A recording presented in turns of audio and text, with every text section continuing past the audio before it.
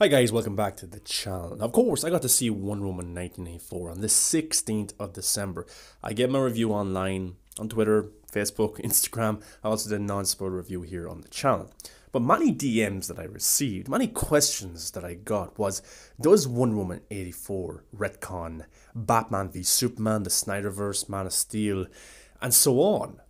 And I couldn't really answer it because I didn't want to spoil the movie. And what I told people was, go into this movie wanting to watch a Wonder Woman film.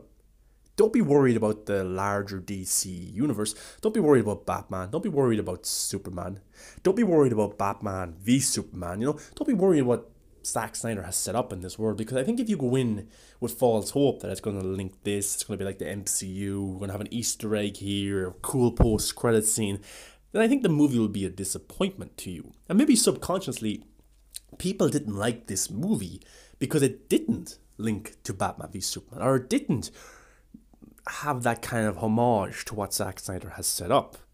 Now, me personally, as I've said, and you guys know, the DCEU is not like the Marvel Cinematic Universe. The Marvel Cinematic Universe has its movies that link together, characters pop up, they're having TV shows now. They have a large universe. And you know what? It works for them. It's their formula. But when DC have tried to copy Marvel in terms of tone, look at Justice League, it fails. Look at Batman and Robin, it fails. Things like a Dark Knight trilogy work. A Batman v Superman has a fan base. It makes money. It works. The Burton Batman films work. But then when you try and change them, you listen to the naysayers and you try to change the tone, change the direction, you get those kind of movies that don't know exactly what they're doing. Now, you could argue that Wonder Woman 84 is one of those movies. It's completely different from Wonder Woman 1.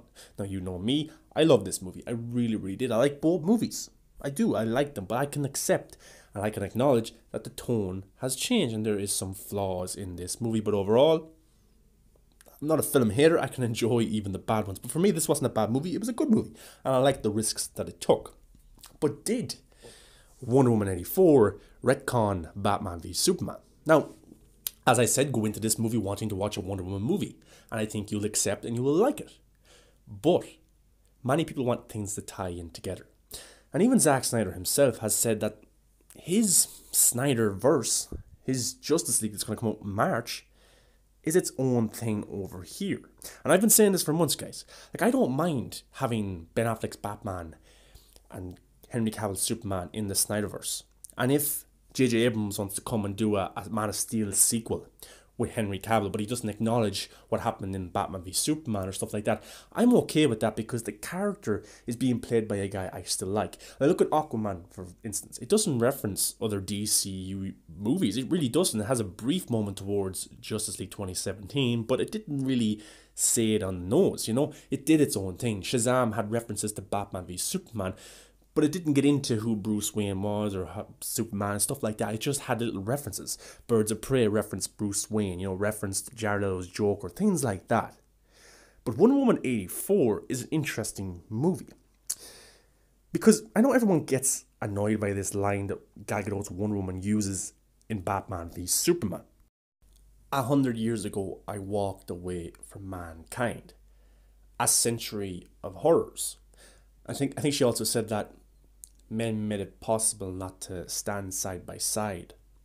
Now, does what she says in Batman v Superman retcon what we see in Wonder Woman 84? It kind of does, because in Wonder Woman 84 we see a room that Gal Gadot's Wonder Woman has where she is observing and has radios and TVs of any crimes that's taking place. She goes, she saves the day. Now, in the opening scene of Wonder Woman 84, she knocks out the cameras and stuff like that, and nobody knows who this woman is. So she's still helping mankind. She's still being good. And her reference about mankind made it difficult to stand side by side does retcon the ending of Wonder Woman 84, because, when she has the lasso around Maxwell Lord, she's talking to the world, and everyone does stand side by side, and they do renounce their wish. Now, would that happen? No, but they do stand together for a better cause, renounce their wish, everything goes back happy and things like that. So, necessarily, if you do want to say this movie is not in the same universe as Batman v Superman. You could say that. You could also say that Gal Gadot's Wonder Woman, her perspective in Batman v Superman isn't her looking back at 1984 thinking, yeah, I was helping mankind and I was out in the open, I was a hero, everybody knew me. People didn't know her, and they still don't know her by the end of Wonder Woman 84. So, like, you can nitpick at certain pieces of dialogue, and you could say, look, that retcons what happened in that movie, and you would be right. You would. So there is no kind of wrong answer here. There is no kind of right answer. All I could say is that there's the multiverse. But does Wonder Woman 84, is it a prequel to Batman v Superman? I wouldn't say it is. Because, of course, she's a different character in Wonder Woman 84 than she is in Batman v Superman. But, of course, in Batman v Superman, we didn't really get time to see Diana, what she's getting up to. What's her perspective on life? Now, if you go by Batman v Superman, she has stood away from mankind, but she comes to help and save the day when Doomsday appears.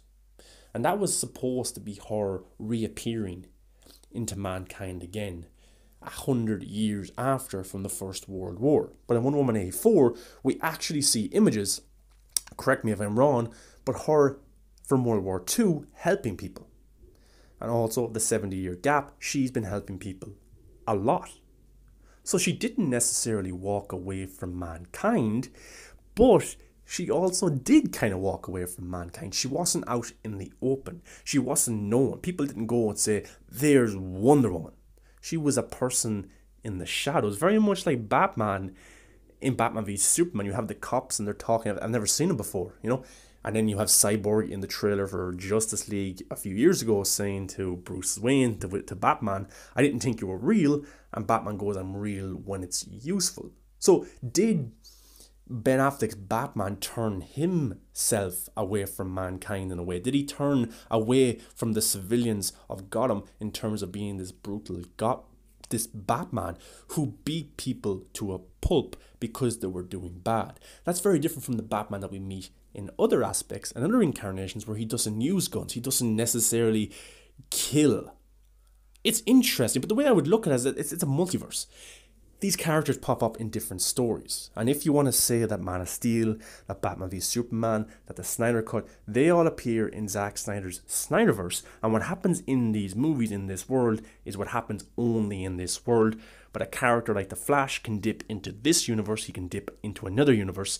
And you also follow characters like Aquaman, who can have an arc, a story in the Snyderverse, but also do his own thing in his own solo film. But then again, the ending of the Justice League movie was supposed to spawn into Aquaman the solo movie. So it does get kind of confusing, and Zack Snyder was asked on Vero, is Wonder Woman 84 canon? And Zack Snyder goes, it's simply up to you.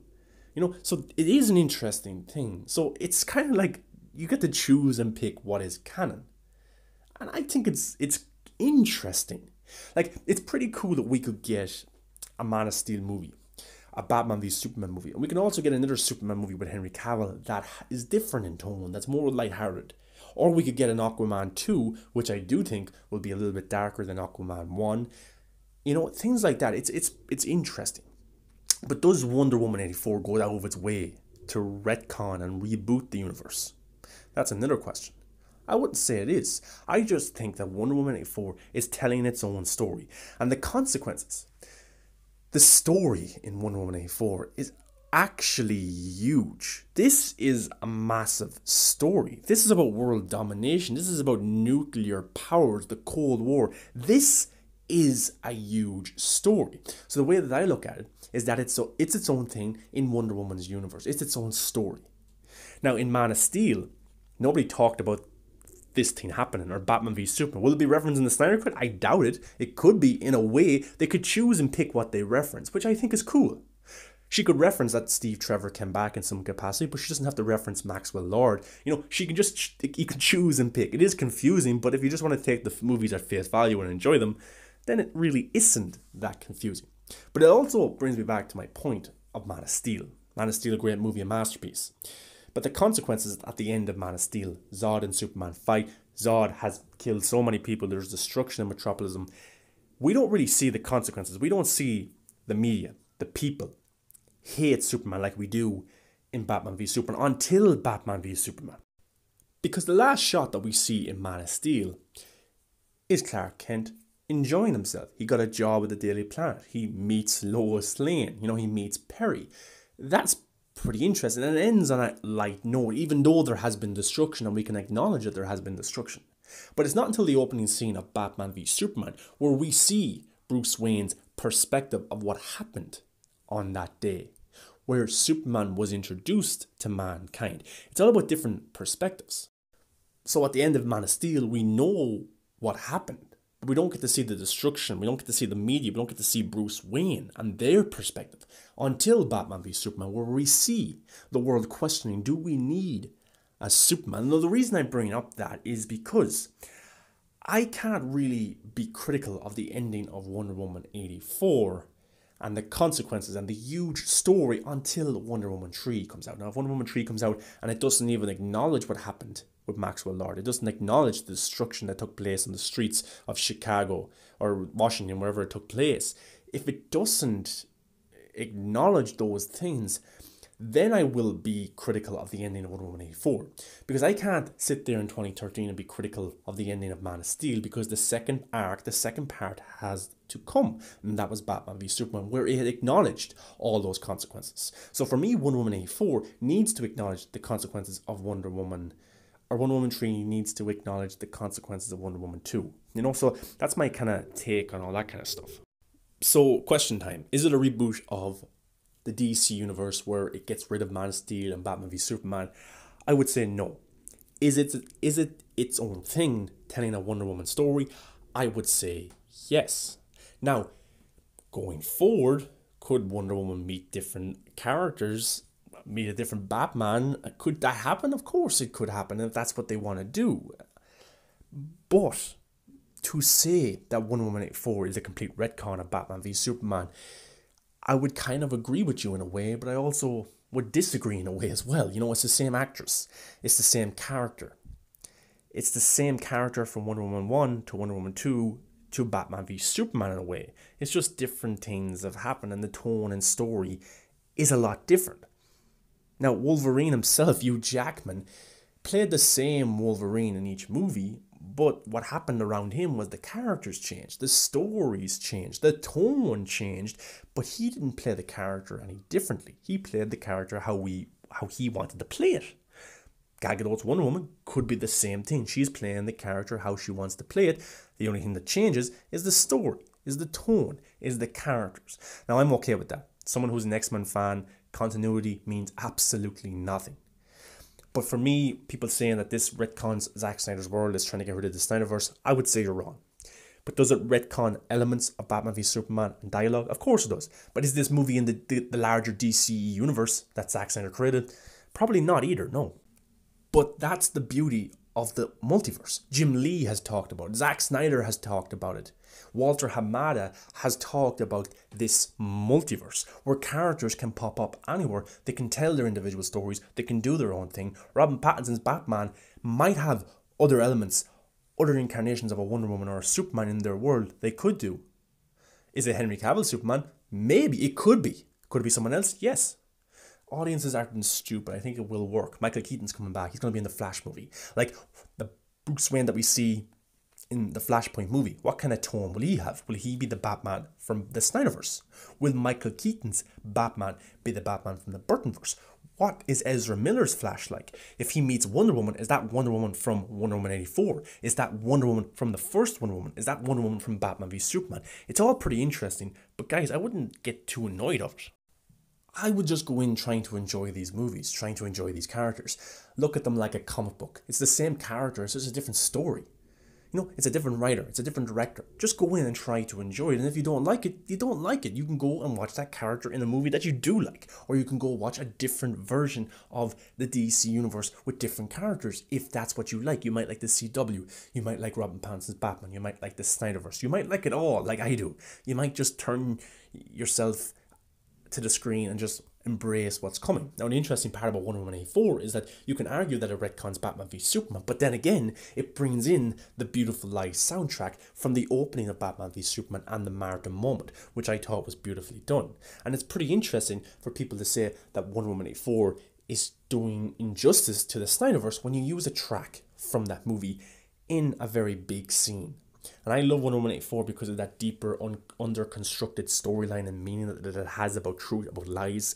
And then, of course, the Martha moment from Batman v Superman, the death of the Waynes. I think the score was used beautifully. You know, so I like that cross platform of saying, look, remember this track from Batman v Superman? Yeah, well, we're bringing it into this movie and we're using it here. So I like that. I like it a lot. And I found it very interesting. And hopefully they use different scores in other movies as well. And it shows how high regarded the Batman v Superman movie is in terms of score, in terms of the characters, in terms of the story, when they're bringing certain elements of that into Wonder Woman 84, where there's a deeper meaning behind the entire story, when there is that Martha moment, or when there is that lasso of truth moment with Maxwell Lord and his son. So I just found it very interesting. But guys, I'm not worried about a Marvel Cinematic Universe where everything has to connect, because for me that's where the fun goes out. But if you want that, go watch Marvel, and I do watch Marvel and I like Marvel. But I want something different from DC, and DC giving us R-rated content, PG-13 content, multiverse stuff. It's pretty cool. So guys, the question is, does Wonder Woman 84 for you retcon Man of Steel? Does it retcon Batman v Superman? Or is it just its own thing telling a Wonder Woman trilogy? Up to you. What do you think?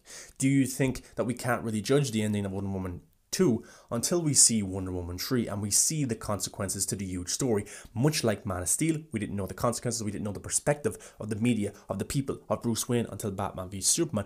There could be that kind of moment in Wonder Woman 3. The tone could switch again to a darker tone, to a tone like Batman v Superman, where the world is still clinging on to what happened in 84. Maybe.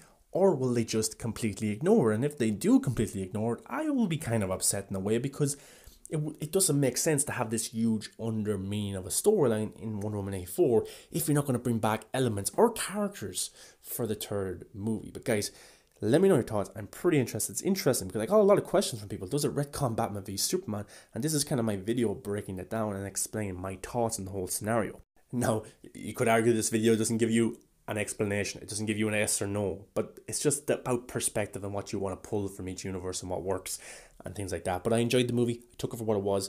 I didn't worry about the larger DC universe because Zack Snyder has told us himself, Jim Lee has told us, Walter Hamada has told us that the multiverse is in full effect, and things like Ezra Miller's Flash appearing in the CW Flash wasn't just a once-off. It's going to happen again with Michael Keaton's Batman and stuff like that. So I'm interested. I'm looking forward to it. But guys, give a like, comment, subscribe. If you're already a subscriber, guys, I appreciate that. Watching the videos, engaging with me. If you're not, hit that subscribe button.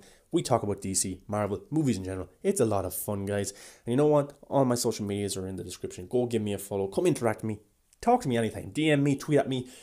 I don't care. If it's about movies, I'll always respond. Guys, have a good day. Enjoy yourself. And you know what? Do something that makes you happy, okay? All the best.